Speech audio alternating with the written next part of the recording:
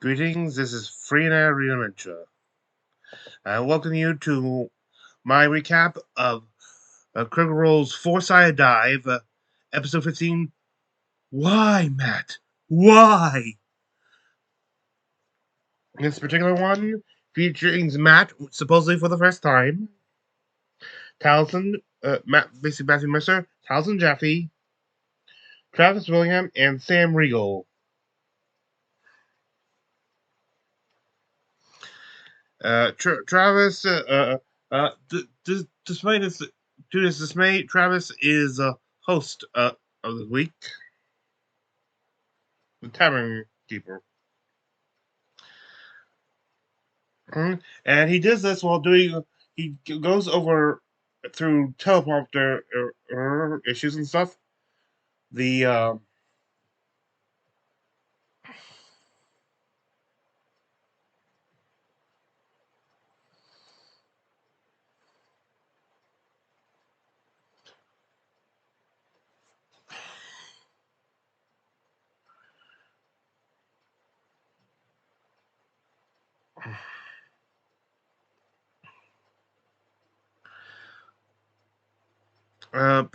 they go over what they'll be discussing.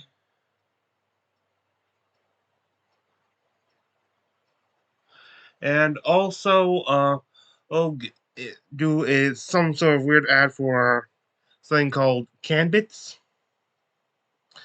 Just watch the effing episode.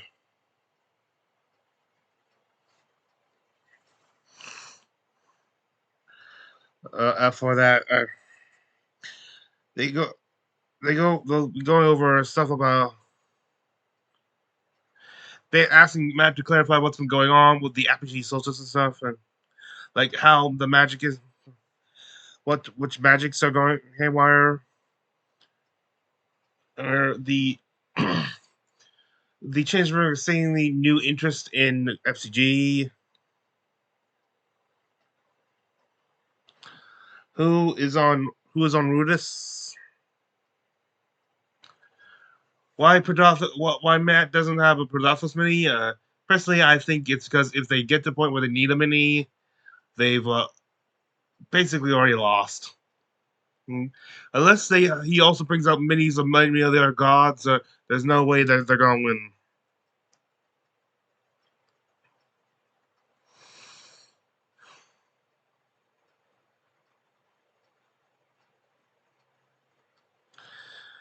Uh, they talk about the loam of the leaf and the relation to the Dawn Father.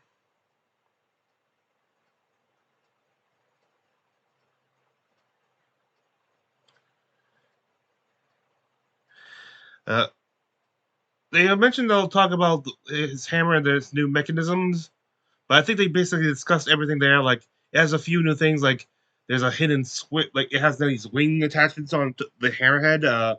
It has those crystals embedded in it, so to refract to spells and how effective they be, especially since it'll divert power and stuff. But what about spells that don't do damage?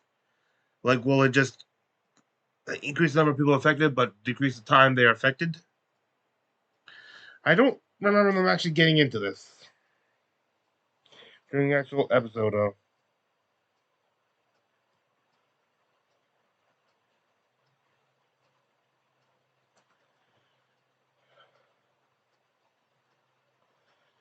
Uh, and uh, yeah.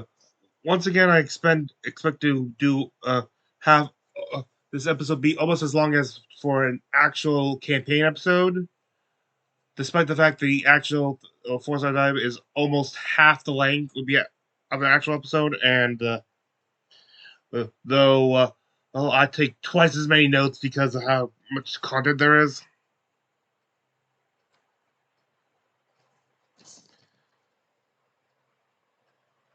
Yeah, I don't think they actually end up like later on mentioning that, but basically they also mentioned there's still surprising like there's a switch on.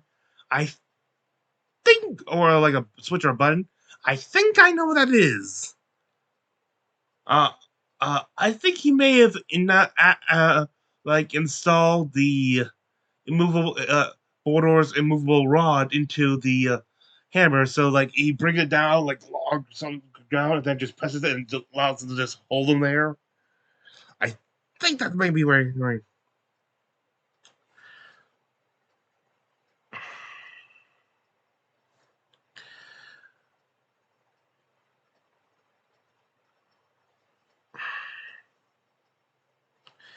Uh, they talk about the vision of Vax'ildan,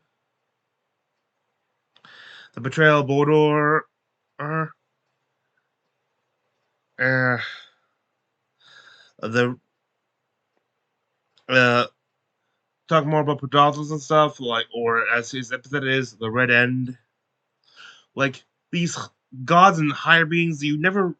I think there is supposed to specifically a reason why you don't refer to them by their actual names, but like it's like it shows respect to name them by their epithets, which is like Red End, Changebringer, Dawnfather.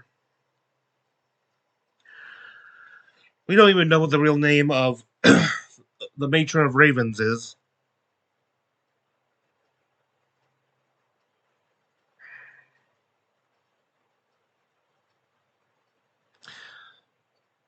Let's talk about it instead. Uh, oh wait, they're already into the. Uh, what the frick is up with that? Normally they mention anyway. So yeah, I thought this was just a review, general review, like quick review stuff. No, this is we're already into the like anyway. More into this stuff now. Now that I know which section this is.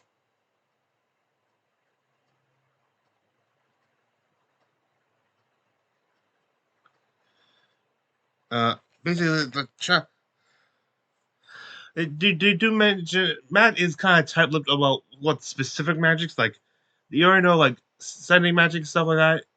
Give you a lot is very hard to do. Teleportation is a little tricky now and stuff. Resurrection is off the table.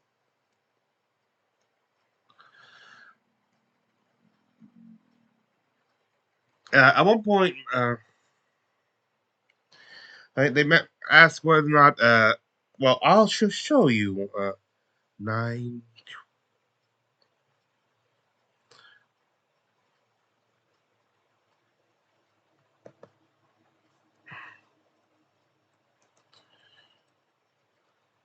Does this mean that Fresh Cut Grass is now the champion of the Changebringer? Oh boy, I hope so. I've never been a champion. No. Yes, you Oh. That's the out now. Well, Cold fuck you no. I also do. I do love gestures, but I remember there's no webcam now. Not maybe. Not dig a little deeper. Not explore that thread. Fucking no. Here's a coin, bitch. You gotta earn that. Amazing. Well, I will say, from my perspective, if there ever was a time where the Okay, and now they go into more about like the champions of the gods, like how many stuff, like how they have, and the gods use champions that they need and stuff more. And right now, the gods are calling in all hands, all favors.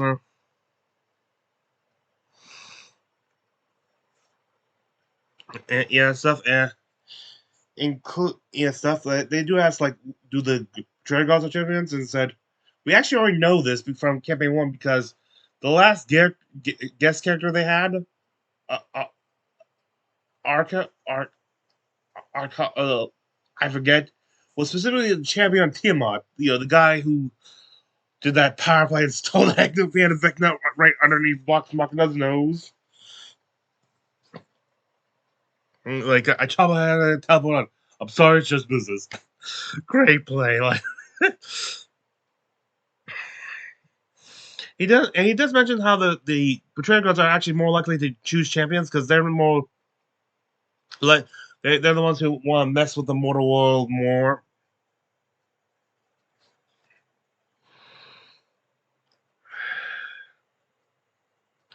They mentioned how they mentioned like they now know that through their visions like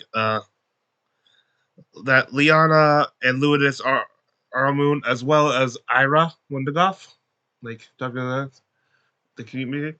When they said they mentioned how uh, uh, oh, oh Liana, Ludus, and Odahan were on, and Matt did quickly clarify was quick to clarify that they did not actually see Odahan. Could just be clarification or just point out like she's still out in the field. We will be warned.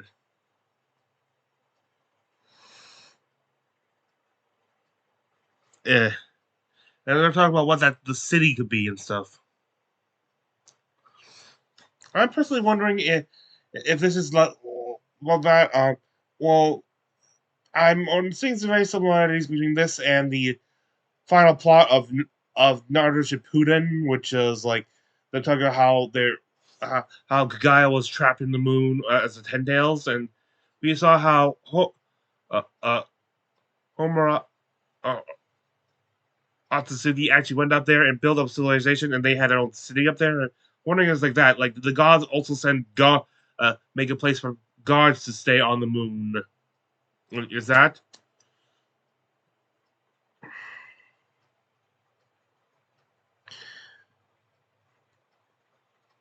I feel like since this it wasn't just them trapping all the anyone who was with the betrayer with the red end there because I feel like with especially this pre schism like there was not the divide between between the prime deities and the betrayer gods that it's there so that there was definitely there who were just willing to just like once they got Padal's death just murk all his followers or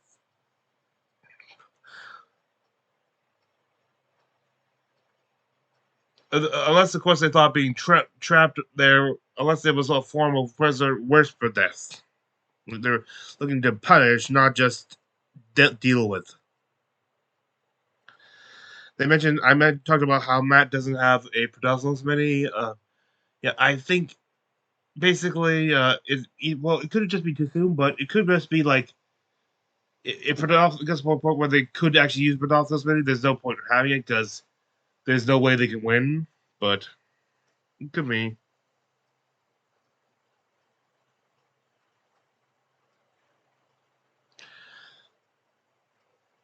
Honestly, I'm now thinking that's less likely to be because if he just pronounces that's just it.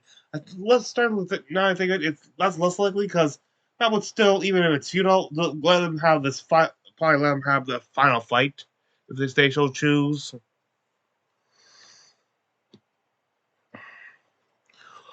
Or that, or now I think it. Perhaps the reason that he doesn't have a mini is because Prodothos doesn't actually have. He's trapped in the moon, but it's not like he's like around his body and stuff like that. Maybe it's just bind his essence there, and he actually doesn't have physical form. He's just this powerful consciousness that's trapped there. That's that could be an interesting thing. I just thought of. Comment what you think about in the comments.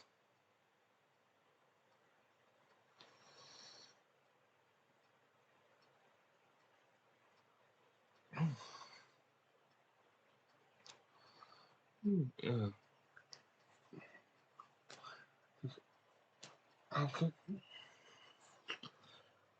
uh, maybe that's why city like maybe they could have been a city for their followers because and they need to track because Padathos lives in the mind. He is he showed that psychic. Perhaps he's an entirely psychic entity.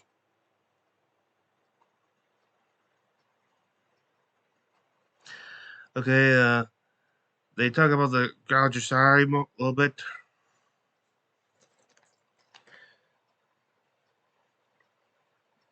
Oh, they explain like the Lum Leaf stuff, and Sam off the top of the head it explains what loam specifically means. Like it's a fertile soil, like which is like 40% clay.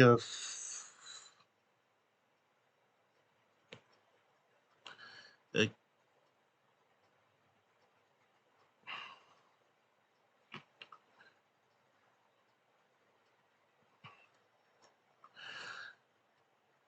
I thought it's some. Yeah, it's some specific mixture. Uh,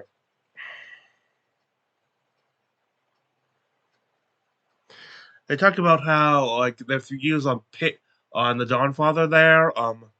How in that case he was specifically the bad guy and stuff. Like they thought like tell accidentally. Yes, he is the bad guy here. He is in the totally wrong stuff. It's not just his fault there. He is specifically introducing here. But he does mention how it's desperation at that point. So he has a reason, sort of like some sort of excuse for this, but this is not the sense. I mean, it's not still reprehensible, but um,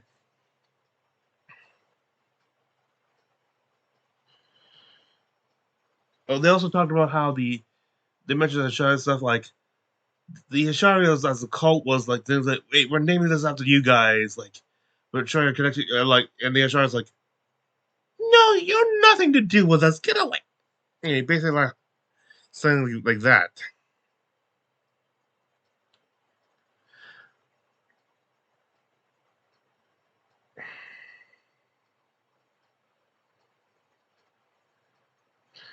Oh, they talked about like Vrax's current state as trapped in the form of or trapped in this disc object, and they do ask like they know he's any pain because of this. He's called. They heard a scream line. However, they also did bring up like could they tell if and Matt was silent on it, like wouldn't give up, tell anything. Now they had to wait till in campaign for this, but is the mm, is the disc getting small and stuff? Is he being used up?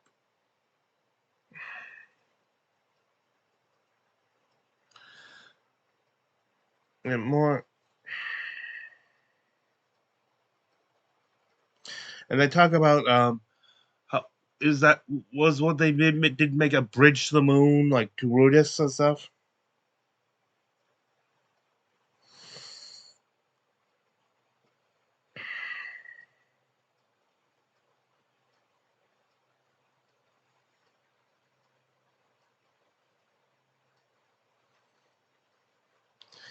Uh, they mentioned oh yes how basically what some they maybe did damage it a little bit like or maybe they didn't on damage, but the they have not just one. There's still more to do to release Fedothos and stuff.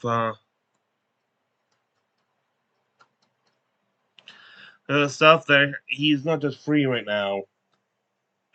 So either they have delayed him, or it wasn't fully understood what that is these steps. But they still have time to stop this. They do mention how Ludinus is like one of the oldest living beings on Exandria right now. There are some older ones, but they're he's the oldest one. And also the fact that he, with all this knowledge and stuff that has, is seems pretty common. That's something that they should be concerned about.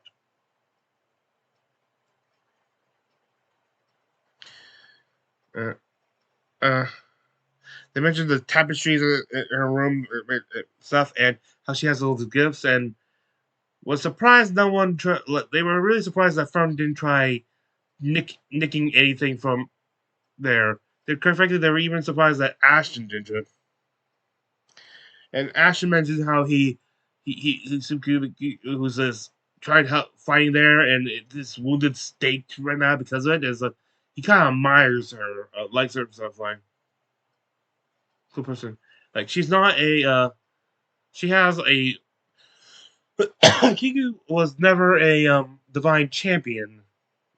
Like she was one of the members of Vox Machina who was made a divine champion during the rise of Vecna and stuff. This her powers are entirely nature based, so well,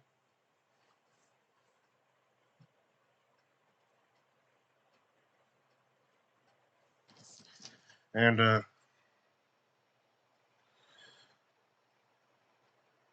Hang on. I'm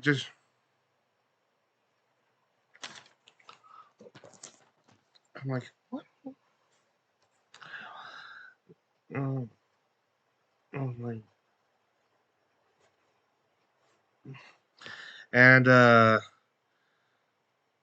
then it did lead to an interesting anecdote from Sam, though. 336.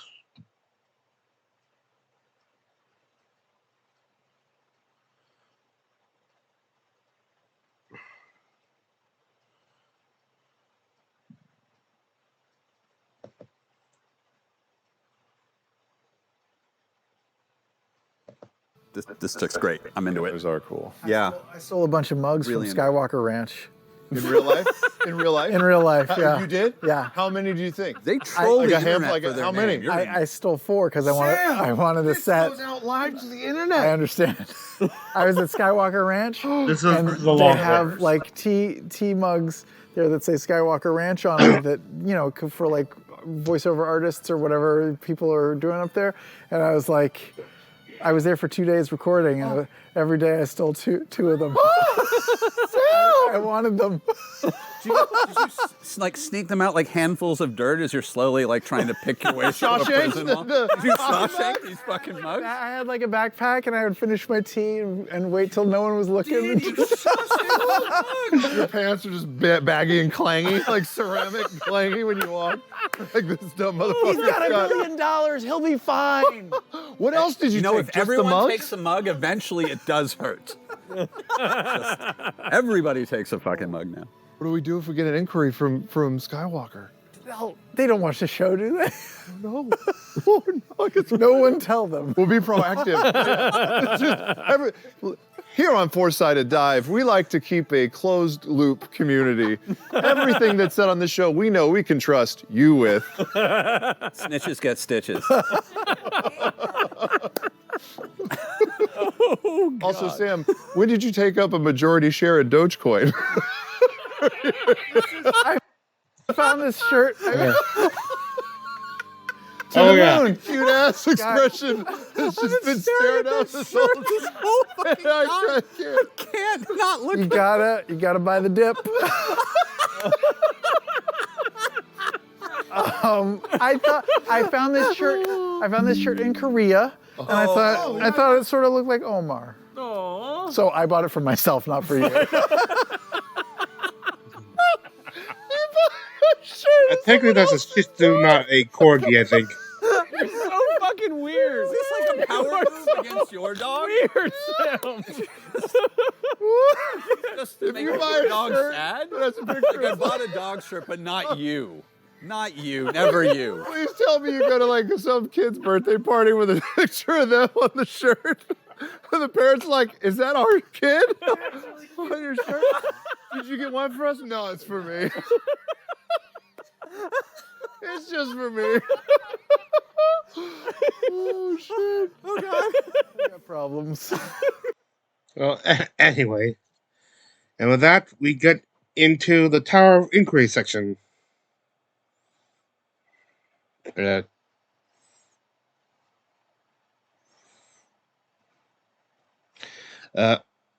Mathew, this is a fresh tower, so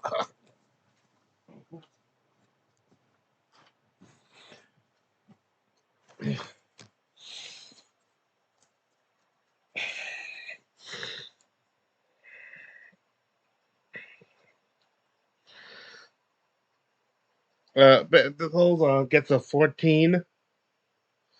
And first thing is, what traits about each of these characters does your character or is your Joseph?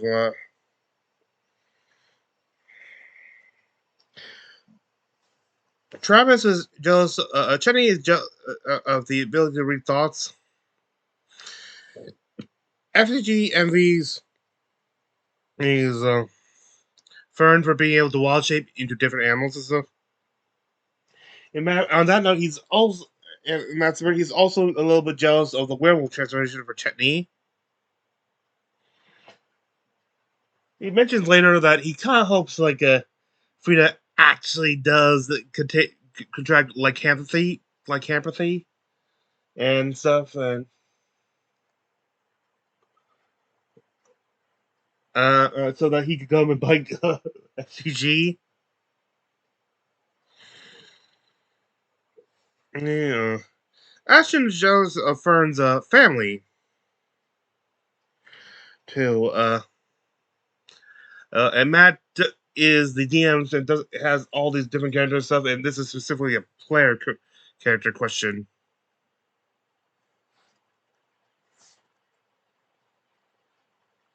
No wait, basically. Oh wait, no. There's a little bit more. His, uh, Towson and actually Towson and Matt actually did. Sorry, did have one mention. Oh yes, that's what that means. They're envious of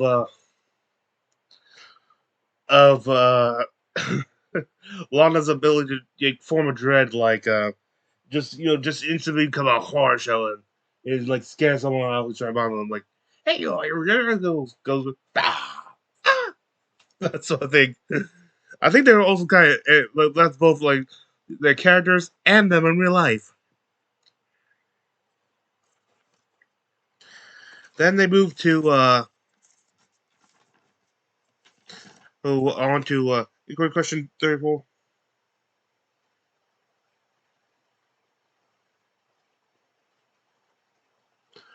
Oh,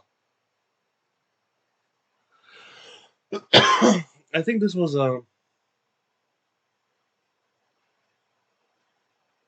because who it was. They for Danny had to remind them to, but they kind of like a slide.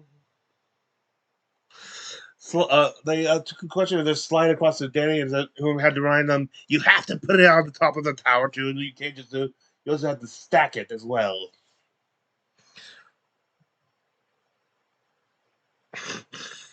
Well,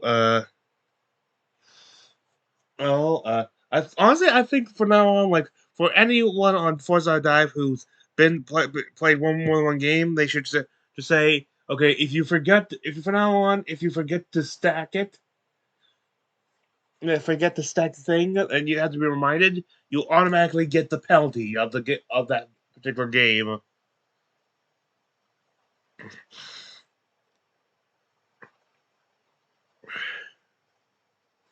Okay, and next question was how to keep things fresh and fun. Like they're at this point professional D&D players. Like how does it make it keep it from being an obligation instead and actually having fun with it?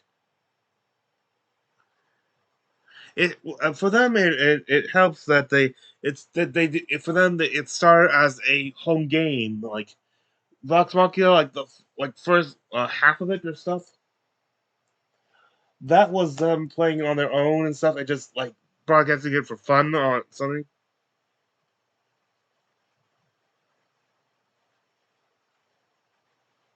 And I'm not even sure that it sounded they were actually they were having fun, having a fun time. Like it was not like for profit or anything.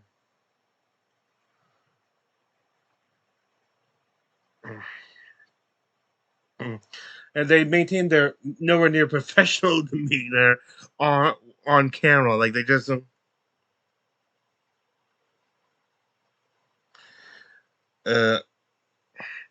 and the fact that they keep up their oh I said that I'm going to have to say this in order in order to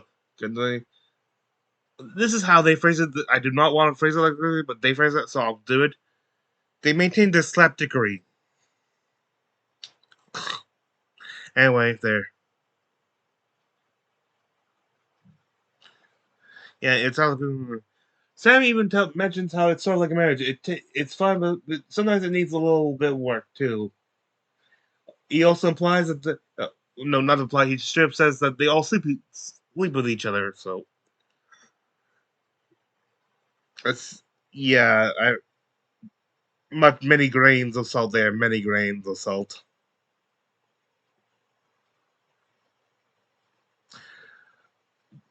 He did say that that's how Rose started there. So who knows how many new players they've just corrupted with that. Uh,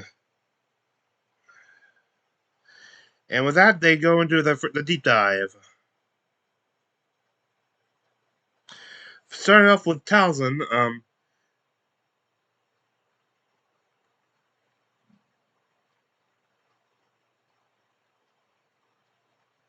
and how Ashton learning about how Jonah Abedina was a member of the Air. Sorry, go talk and going back and Talzin talking to her like they mentioned how this is a big part of his backstory. So like he was born in the Hishari into the Hishari. And if you're wondering why I wasn't talking about that, is that before when they actually had the other reviews and stuff, this is actually the first time I've heard about it. I was like, like he was born in Hishari. I was like, what? Wait, when did this come out?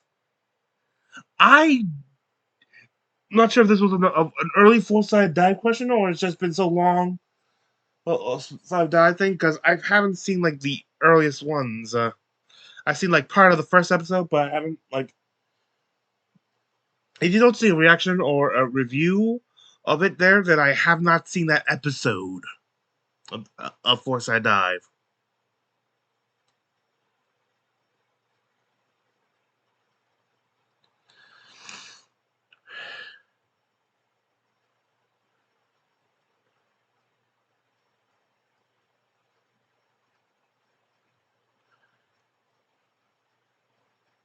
Oh, basically whatever happened that destroyed the Ashari. Oh, that's what happened. Like, so basically, when he's mentioned how something destroyed the Ashari, that he remembers that was just early. And I do remember his like previous episode saying his first memory was of his parents getting torn to pieces and stuff, and that being blown into the in Marquette. Like that was that event. I didn't even catch that.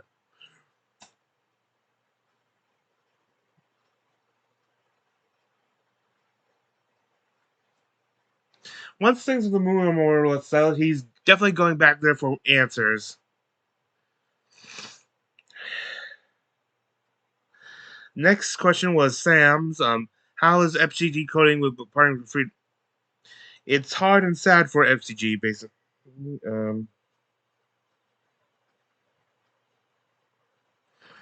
he was actually Sam was actually tempted to have F.C.G leave the group because like F.C.G was tempted to leave, but Sam, of course, who's already had one character do that, Scanlan briefly left Vox Machina during Campaign 1 and used the new character, uh, Tyrion Darrington.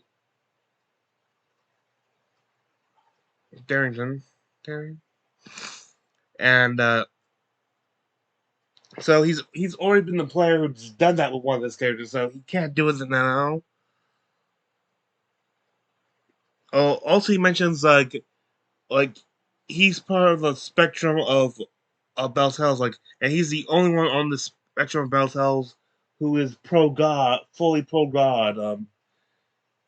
Everyone else are very iffy, like not very fond of. No, some of them almost outright dislike it, like disdaining them. He's the part of Beltels that's pro God and stuff, and could be one of the things that helps keep um, Orem, like he has his he wants payback for what happened to his family, like his husband and his father-in-law. But besides him and stuff, that the he and actually are probably the ones who are keeping them up against lewdness.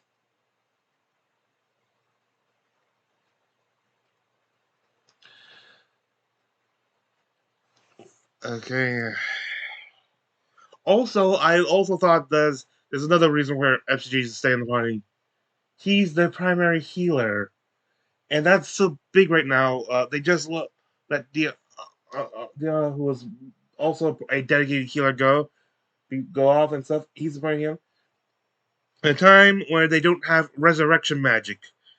Being the healer, it'll making sure no one fails all the death saves. That is huge right now.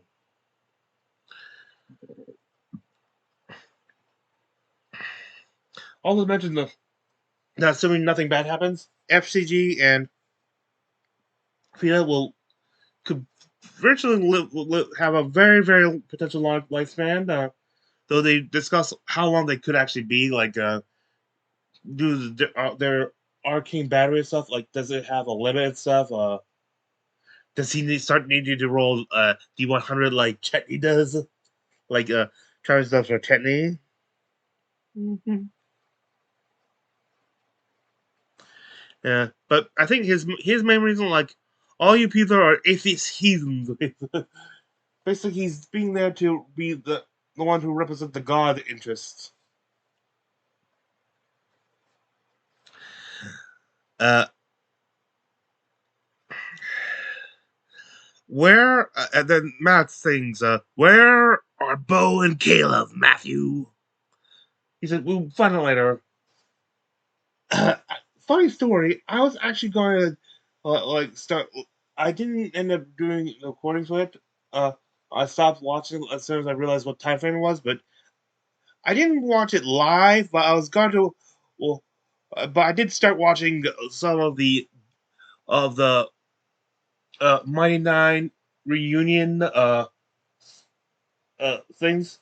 But I realized when they took socials, they well, I was a little worried that I mentioned socials, and sure enough, seems like it was going to talk about what happened to after, and I wasn't sure if it was going to spoil anything in future episodes because I'm still catching up. I still got like 10 episodes to go before I'm caught up. Thankfully, I still have all the time. Like, there is no episode of Critical Role this weekend. Like, so I still have recovery time to catch up. But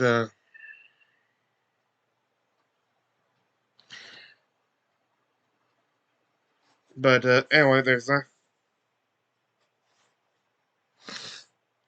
And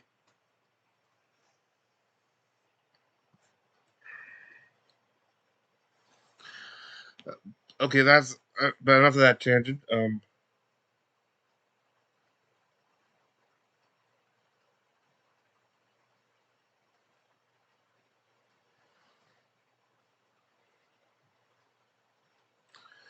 Uh, then they do another mad question.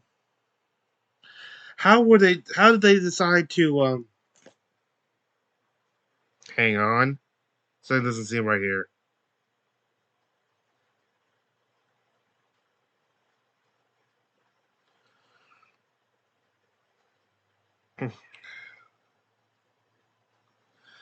Oh, they also mentioned they went off. They actually did our own attention. Mentioned the image, how surprised they were actually having the Imogen kiss Lana.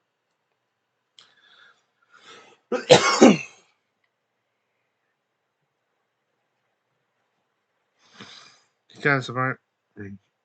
Anyway, they did another Matt one. Uh,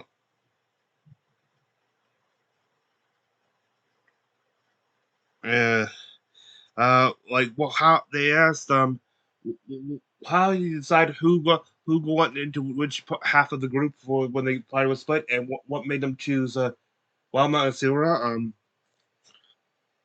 I think two big things is like there was like two characters he wanted to get more backstory of with he knew that one of the guest characters was going to be a Bria's character Diana, who was an ex lover of Chinese.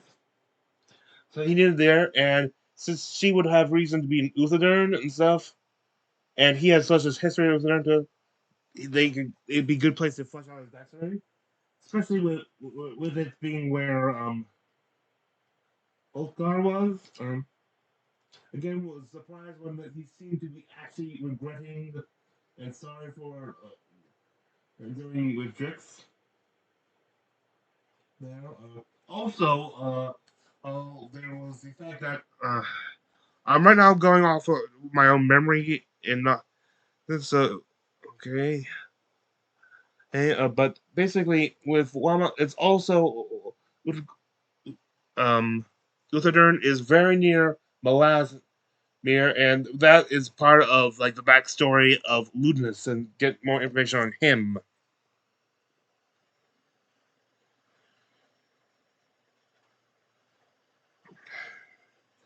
And then he wanted to.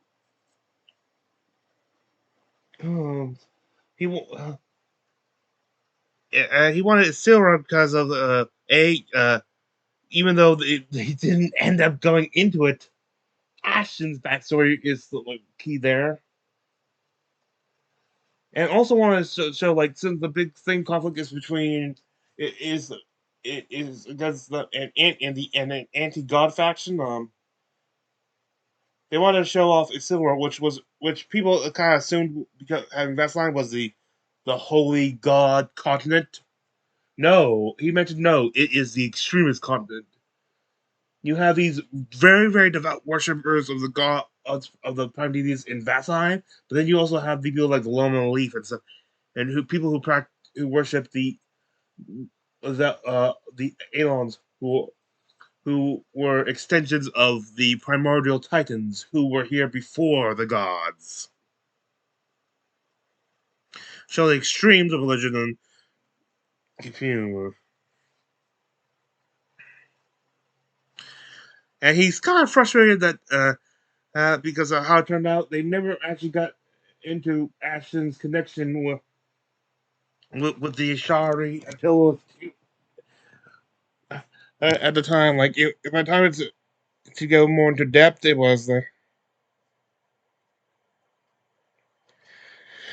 next was Travis's a question on Travis's thoughts about having his character Chetney have a battle on him because from the Tuyan Ulta Hall, and Travis loves it. Like he did something, and now there's and like also this could be a bigger thing, and like now he has reason to go after this person again. Like that sort of thing with everything. Like oh, so you think you this will help you? Well, you just escalation.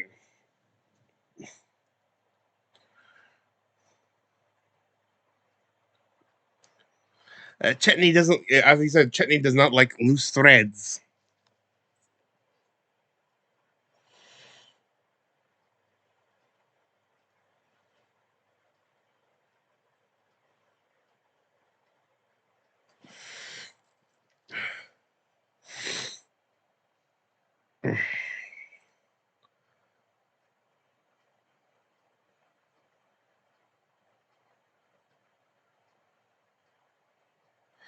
And he thought it was actually declaring orders or something like that, or I think because he bit Frida, but no, it was just this shopkeeper he who who he got mad at one time. And they mentioned how this is where they actually mentioned how Sam wants Frida to contract like Catholic. He wants him to be werebot so he can make F.C.G a werebot too, like a. They kind of mentioned how it's sort of be more of a Transformers aesthetic. There, like and Exandria, and there's the Beast Wars now.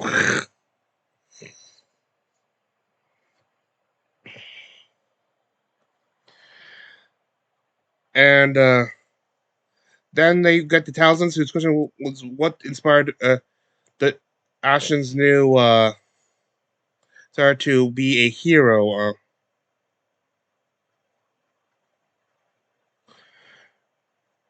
After basically it was like the after it was the betrayal of border, or specifically the consequences of like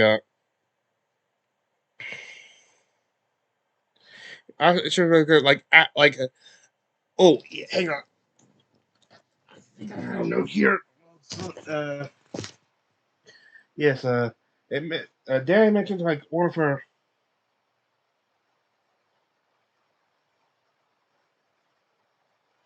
basically saying how helping Lana Cave get to the fact that of her killing someone who they thought was a friend for a long time, and the fact that he just betrayed them and stuff like.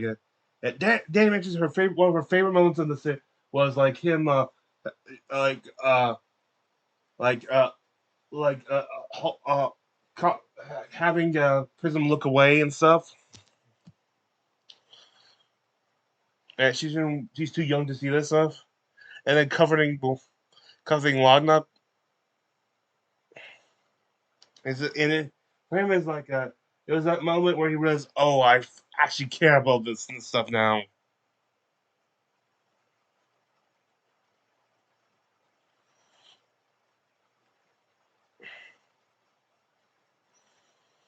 It and she mentions how it's sort of like she's also sort of into punk culture and like how they're sort of into protecting their own. I've heard of punk thing, the term punk all my life and stuff. Personally, I have really not clear example of what the meaning was and stuff. So,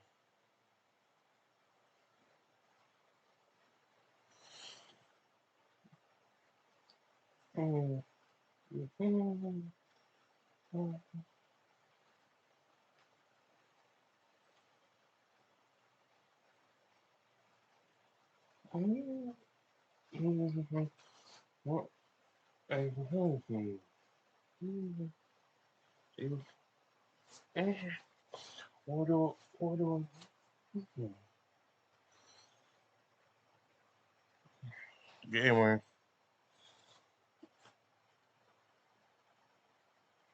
uh,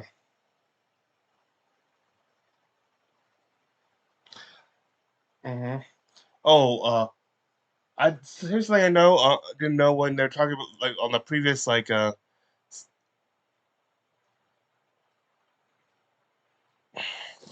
Travis question. And when he mentioned how Sam was hoping to level, and they had to transfer with him. Apparently, Sam was a Starscream once, and I did not know that. I'm not sure if he was on my list of like I for a while was had my own ideas for a Transformers based TPRPG, like a not like putting Transformers in D&D, but giving them their own game.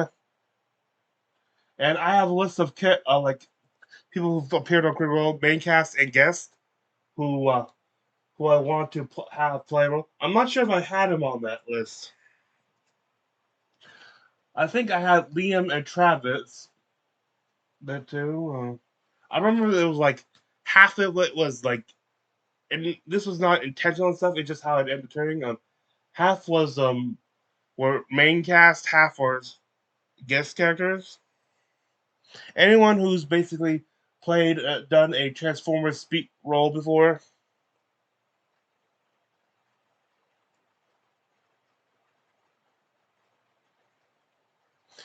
Oh, and Danny also finished. But anyway, getting back to the question that before about Talison's Nerd um, Danny also thinks that Ashton is sort of becoming the most comic book character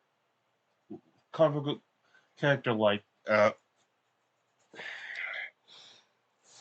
We move on to Sam's next question. And,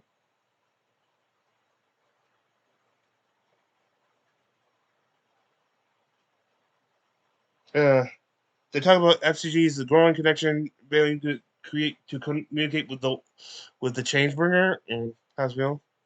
Uh, Sam, according to Sam, F.C.G feels great about it. Like interesting. Like this is his most none of the characters he's played before were particularly devout people.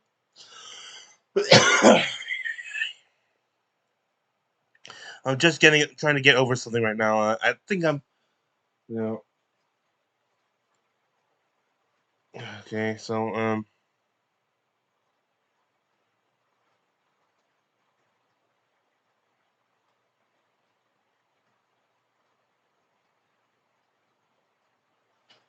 and they're wondering is there they mentioned how he's got like uh,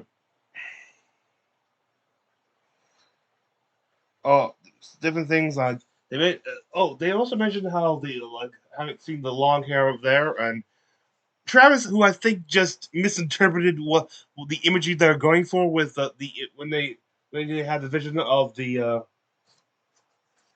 cheeseburger, still pictures her as the ring as like the ring girl. Like this is like once again, and they keep telling him like it's not water soaked hair, it's like flowing like in the wind. And but Travis is not like he's high and he can't unthink it. And, like, or I think he's refused to not think it. I think it's not until they show some official art of Changeburger where the hair is clearly more like wind based and not like dragged down, and she doesn't look angel or anything. I think that's the only time that Travis is gonna be able to let go of this imagery, th- this his let go of this accidental PTSD of the Changebringer. Uh,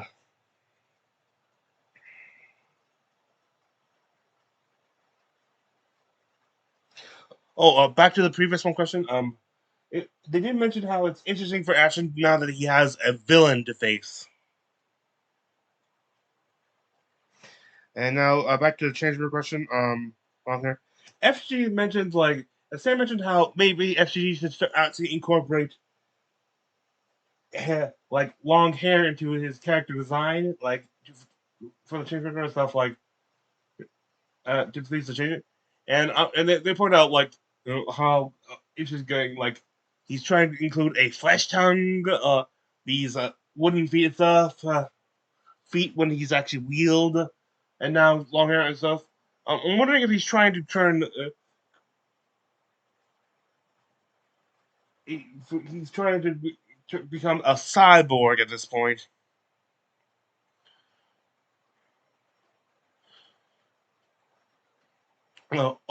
They did talk about the hair more. How it's supposed to be it blowing in many directions and stuff. It's supposed to symbolize the many paths one can take.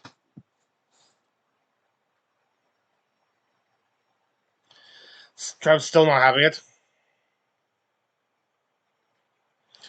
But he's also wondering, mentions how it's interesting. He's got like 4 different spells to talk to the Changebringer with. Well, 4 different methods. Like he's got like 3 spells plus a coin now.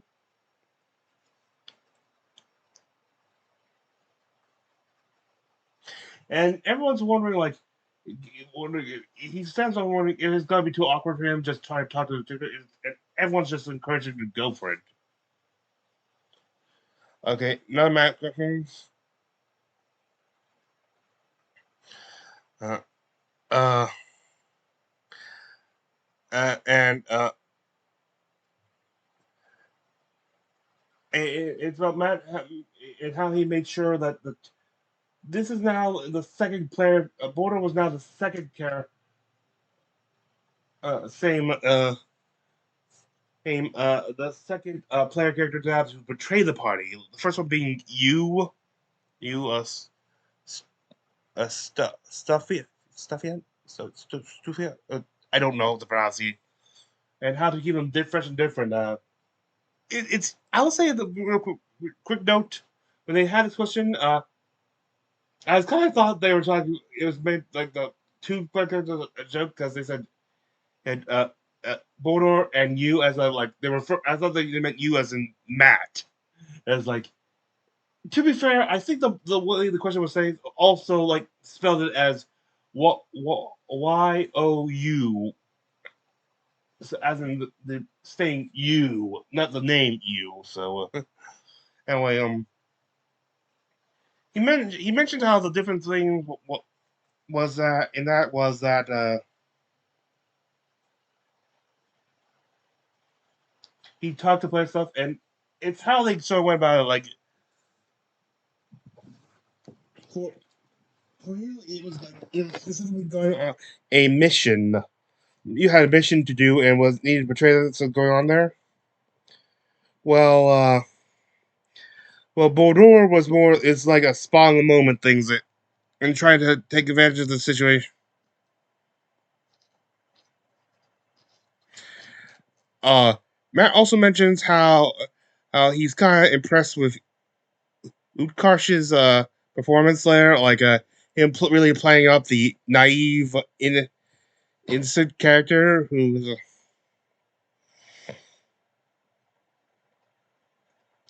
Well, every so often, like dropping these different breadcrumbs, and he's saying how he's always saving, no matter what encounter it was, saving a fifth level spell slot specifically to have a spell to use on the party.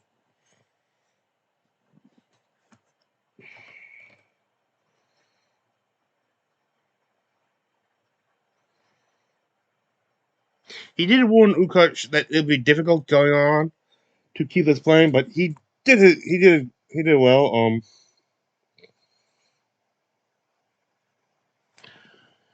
Fairs and stuff. I think they did talk more about like the different breadcrumbs and stuff left behind, like especially like how you had this. There was one of the hits was like when he took that pipe, it shows you the moment they're most proud of, and it shows them learning the firebolt with them, like practicing firebolt with them, and like, oh, this is sweet things and stuff. And then in Prime State, it's like, nope, he's happy he managed to suck at them. It's like, well, a true plot twist there. Like, it makes you go back and re-examine it, and like, wait a minute.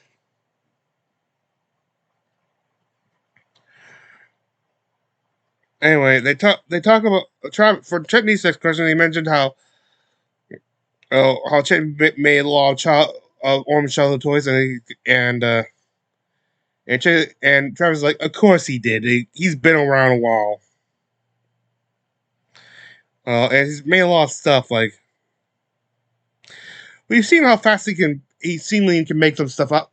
So he's like years of practice. Of course, there's going to be some of his products just out in the wild somewhere, like out there in Alexandria.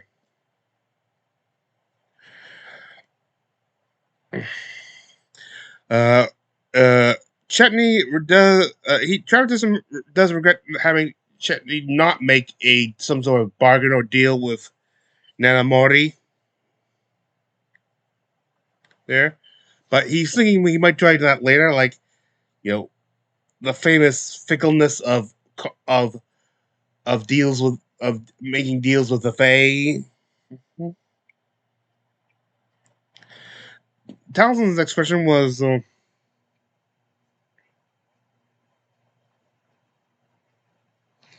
There, they also mentioned how he had a boycott, but something changed and stuff. I'm not sure what they meant about that, or if they mean boycott as a number of kills or not. But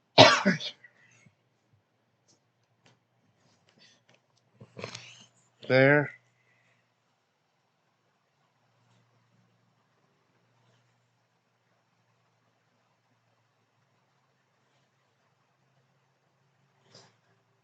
Oh, then okay, then we enter the speed round.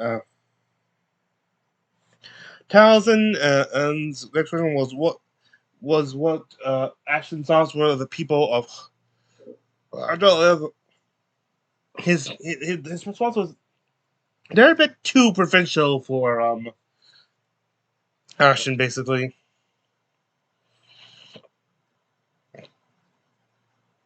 But the connection started to get to him, like getting on his. They mentioned how he was also like before whatever happened with the Hishari, his memory stuff, his skin was normal looking.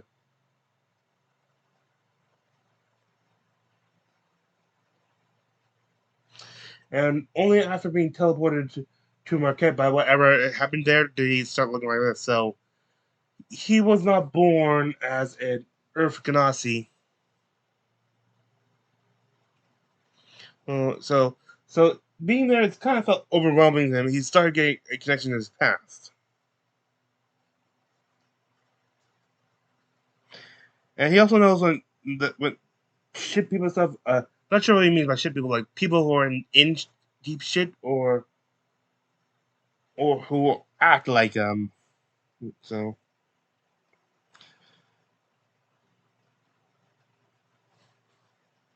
and then Sam's next question: did F.C.G feel guilty during basically when all those was complaining how their time is split during in Wildmount will seem like a piece of cake compared to her her Ashley Orange time in Isilra.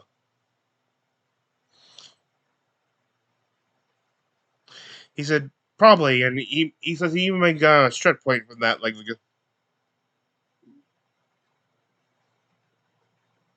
he also mentioned how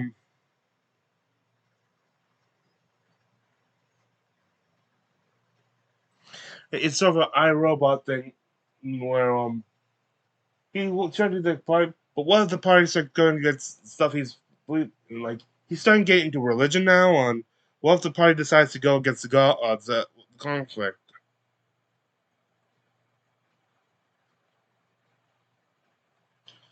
And what's it?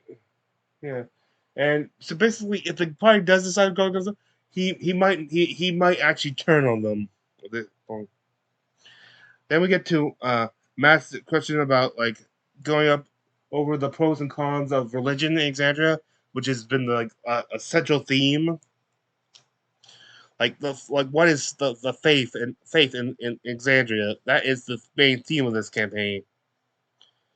He feels like he enjoying how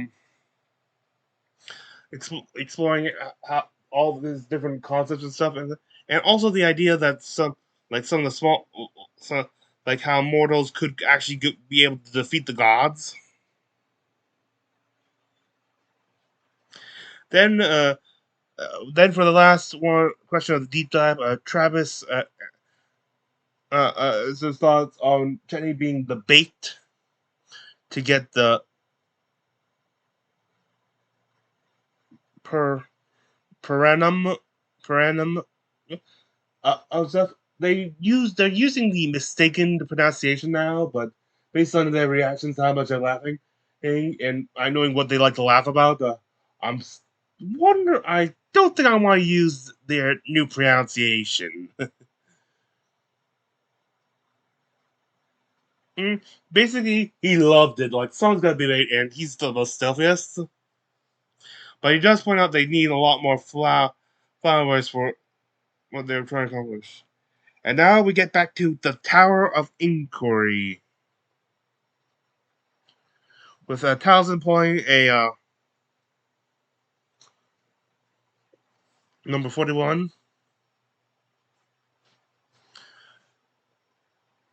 And which was interesting because it was a tower question about the Tower of Inquiry, and said and it's like, what would their character's strategy be for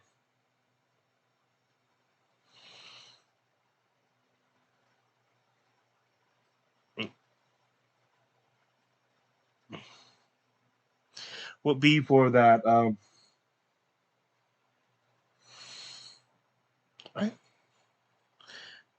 and basically how their characters will pull a question out, and and FCG would put Sam says FCG would probably do like R2D do like laws that pops up stuff and like push out just like and point out and stuff and somehow get electrocuted. According to this, Ashton would try to channel Mr. Wizard. I distinctly do not remember this.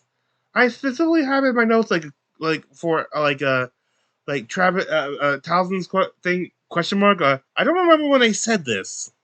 Many other people were talking over him, but and Travis mentioned how Chetney would try to well, I think he can say it better than it is, and is more willing to say it than I am.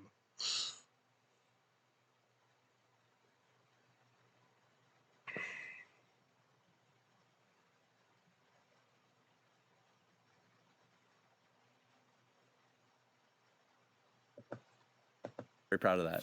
Chetney would approach and very lovingly coax the wood, speak to it, get a whiff, caress it, let it know it is loved, and then strike! And flee into the night with a rose petal on the pillowcase. Have you fucked wood before? Oh, yeah, baby! Okay, as you see now, then they asked Matt like for his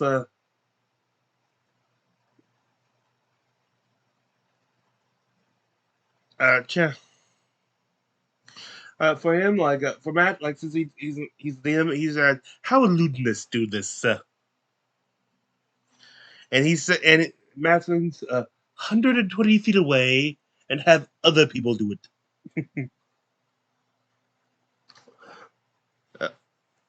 Uh, Up next, uh,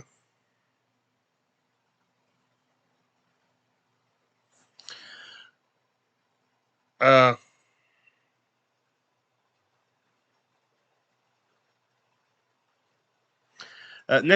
forget who pulls it, but this is not for all of them, but this is specifically for Danny. She asked, like, has there ever been anything in the game that completely survived you? Is he said, she goes, all of it. Everything. The biggest one for her was and this was like such a power play, like everyone was shocked this came up, this happened. Chester's cupcake play.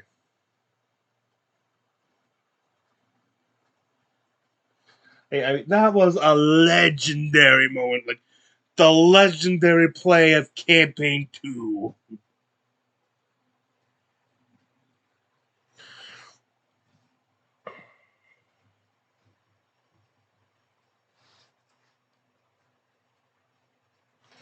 Towson also then quickly mentioned that what big surprise is that he did not realize something was up. Yeah, they talked about this before. Uh, mentioned it before. I guess this is where he came in, but Towson Paul not spying Bordor's betrayal coming earlier. Or they mentioned how, yeah, like they mentioned that Blood type like, it was them practicing it. Such a cute moment. No, this was him successfully pulling the Wolverine eyes. This was mission accomplished for him. They go into break. Nothing really to note. There was a new uh, ad for Candela Obscura there. Lots of nice dice sets they have on CriticalRole.com for Bloom. Uh, I'm trying not to get buy anything from that site right now. It's too big of a temptation. Oh, huh. Normally, when they talk about the game they play afterward, they just talk about the ads they do, but not like what actually happened in game. But in this one, they do. The game is super fun. Uh, they met, and it was Townsend versus Travis, with Townsend's pull two things like character and buff being a moose wearing armor versus Travis's flying hippo. Oh, they go into stuff like this, like tactics and stuff, like how basically Travis would use the fact that it can fly and to try to get above and dive bomb it using its superior weight.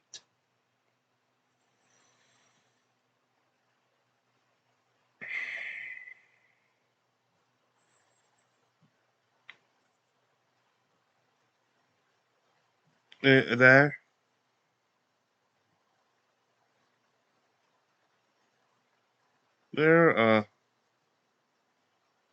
They mentioned and uh,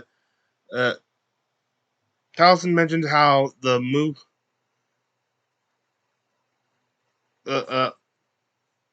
uh, the moose would has superior armor. Actually, has the ant like big antlers with points on them to fight with. I think they talk about a lot how it'll also mainly come down how a hippo the powers to fly, but it doesn't necessarily could land at velocity.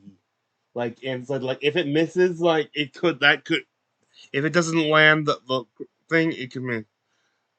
I don't think they mentioned how dangerous a hippo naturally is. Like they are one of the most dangerous creatures to mankind on Earth.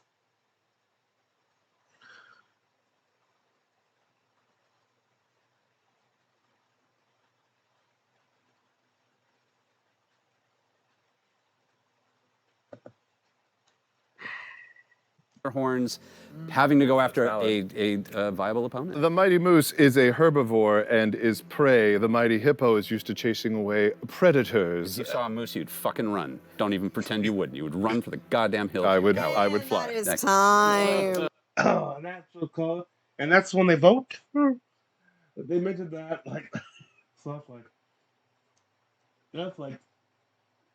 attention stuff. All these arguments. And then in the end, the two people not participating in the site vote, and it ended up being a tie. I forget which one voted for which, but Gary basically becomes a tiebreaker and gives victory to the Moose.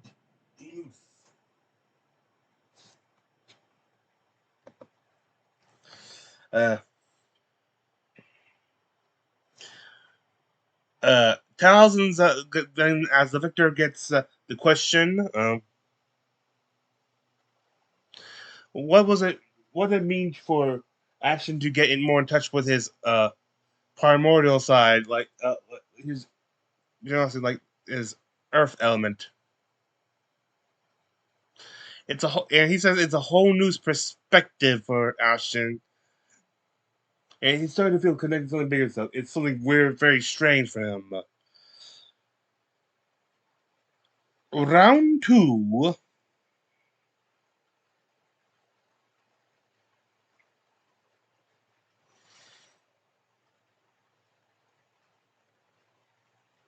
Is Matt, who has Genghis Khan with the ability to summon any piece of equipment or thing you want from a hardware store. This could be something as big as like a Lowe's or a Home Depot.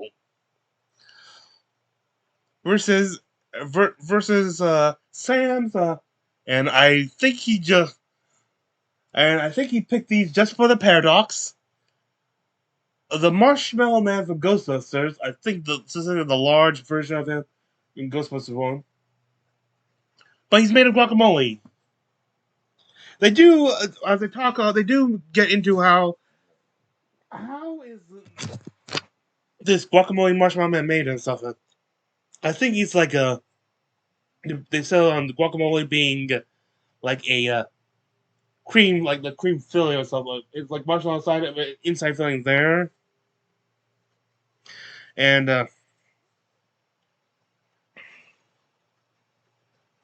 they talk a lot about how he there's any number of things that could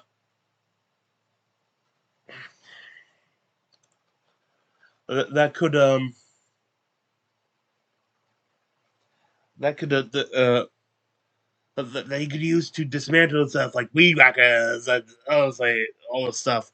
You can summon to dismantle.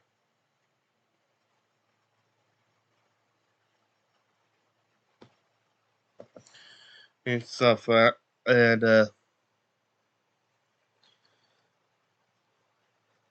they talk about how Genghis Khan's strategy might be to eat his way to victory. And,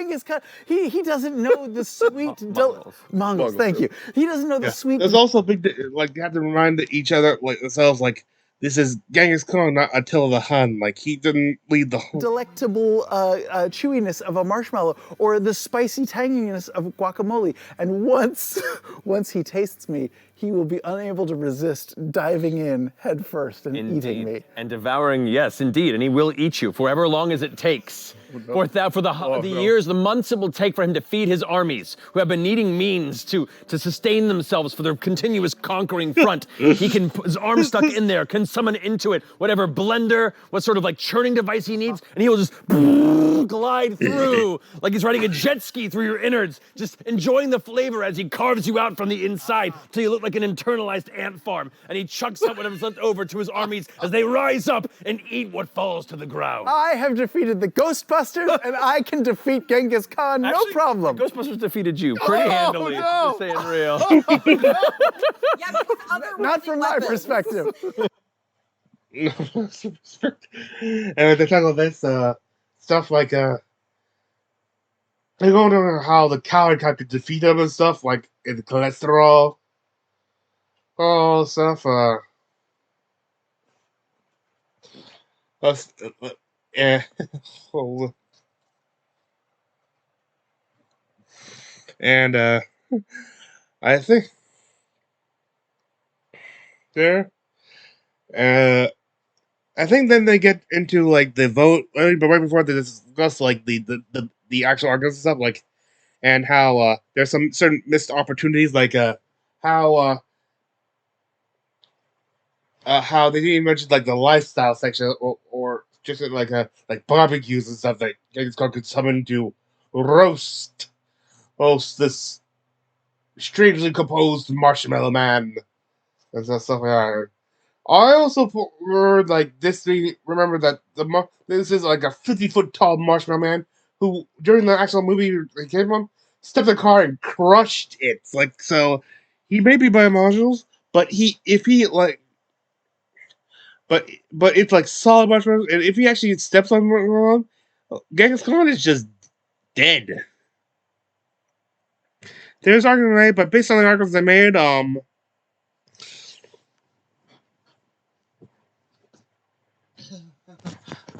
hey, and they mentioned how how basically it came vote and no tie this time. Matthew wins with his Genghis Khan. Uh, and Sam mentioned how he could have gone with a werewolf with a nail gun, and that would have probably defeated Genghis Khan. Sure, that he has also has available to who.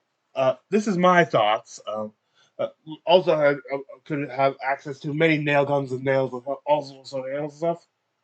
However, law of werewolves can only be harmed by silver. So if you mentioned the silver bit and stuff, have Home Depot, Lowe's, and Matter ones, they don't have so they have like metals made to look like silver, like chains and stuff, but they don't actually have actual silver thing made of silver in there. So he would be immune to it. Well, he'd be able to just rip stuff and perforate with a nail gun.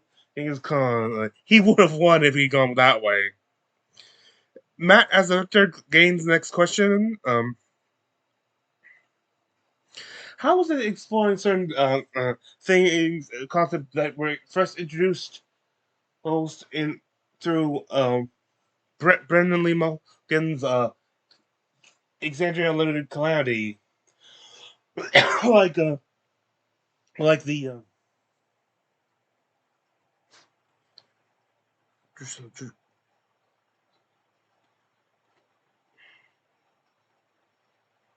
like the what the frick was it called again? Hang on.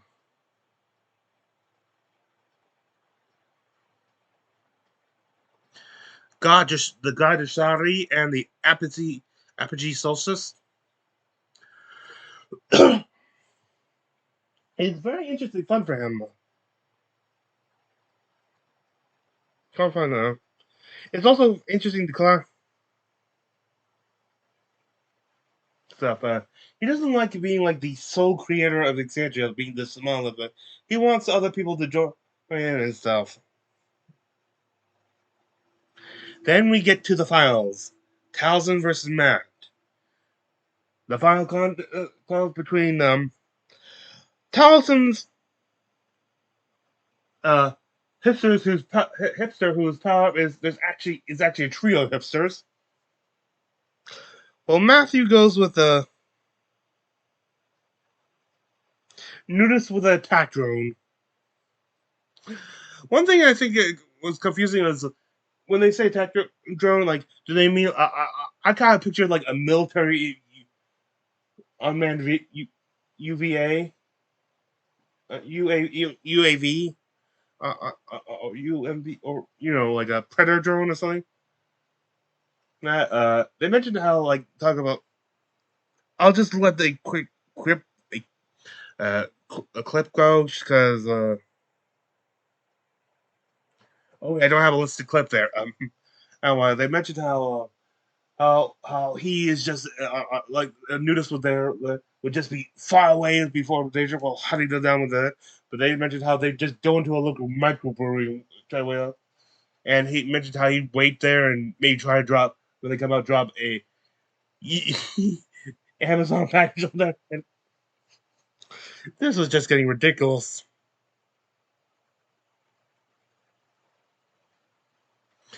Uh,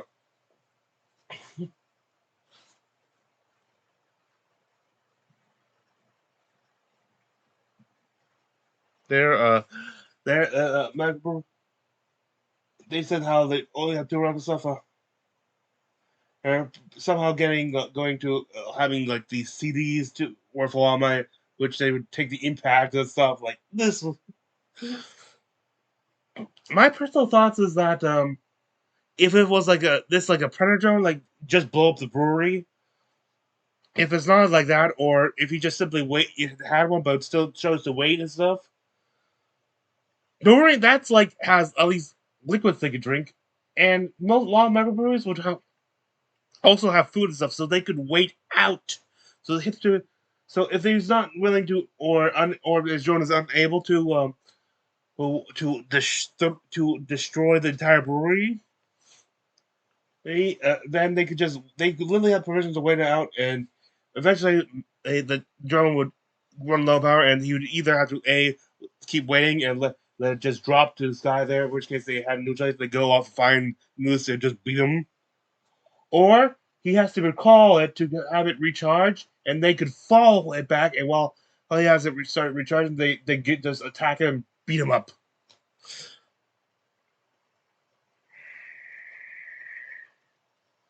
In the end, it was a tie, and Danny once again breaks it, and once again favors Taliesin for this. Hmm. And he answers his winner's question.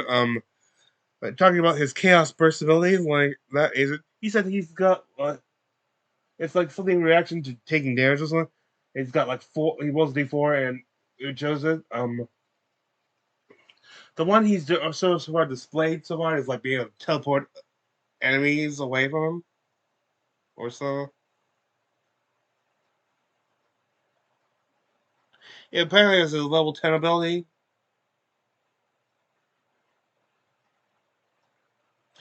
And then they reveal the great prize.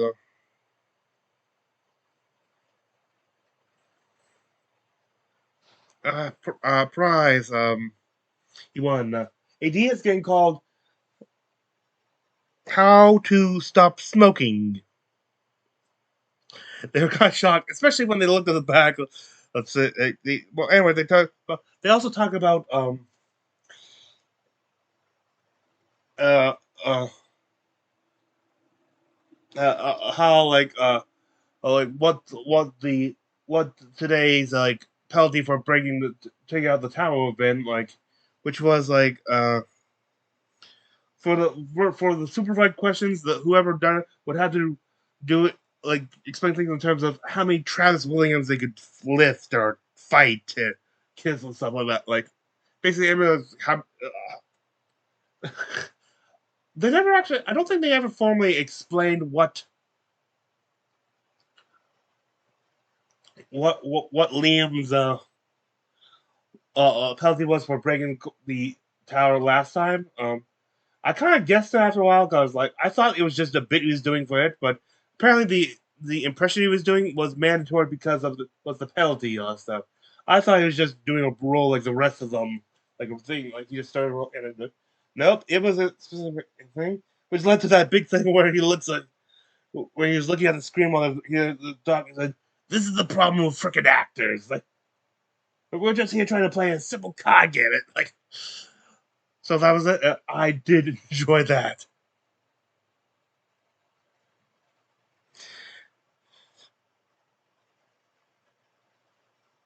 Okay, they show more about the game.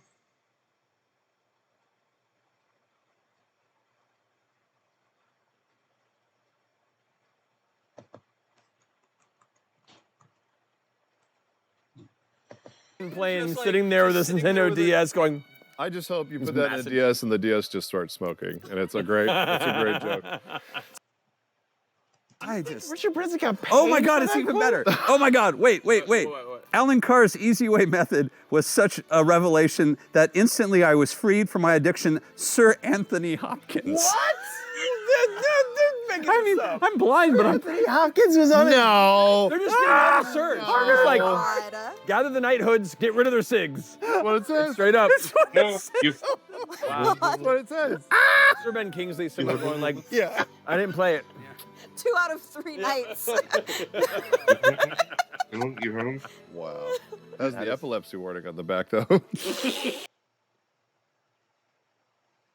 Stop smoking. Had a seizure. Beach video logo in a long time.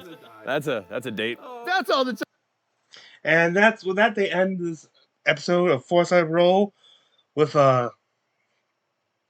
they roll the credits while Travis pretends to clean with Moppo, and everyone seemed to have a good time enjoying their can bits stuff.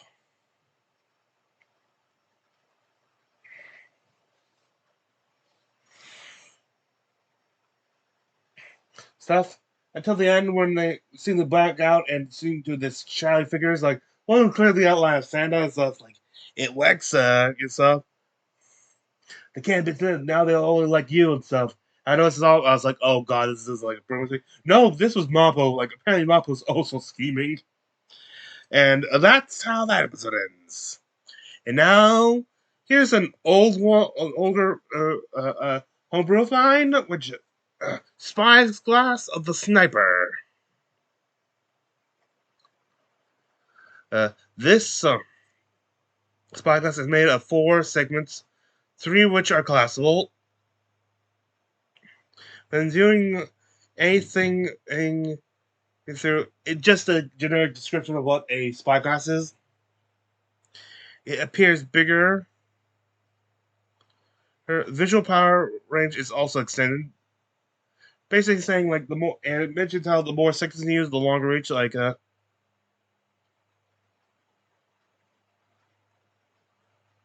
amount of activation is basically based on how much it extends. One segment you got like double your normal range of sight. 2 segments it's 3 times. So 3 segments 4 times, and finally with all 4 extended you get 5 times magnification. There has been in overlaid over what you see through it is there a magic circle which seems many symbols, and the circle also sort of forms a crosshair. You know, the runes along the edges stuff denote distance stuff and different information to help you hit a target, including like wind stuff, wind speed stuff like that, and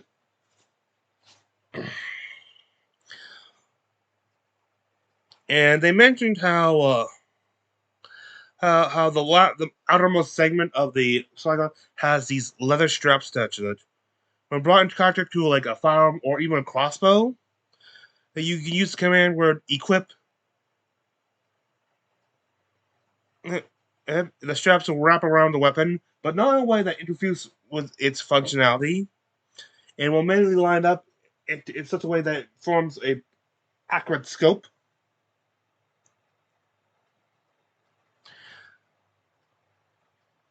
And you make sure like before you take a shot, you declare to the DM,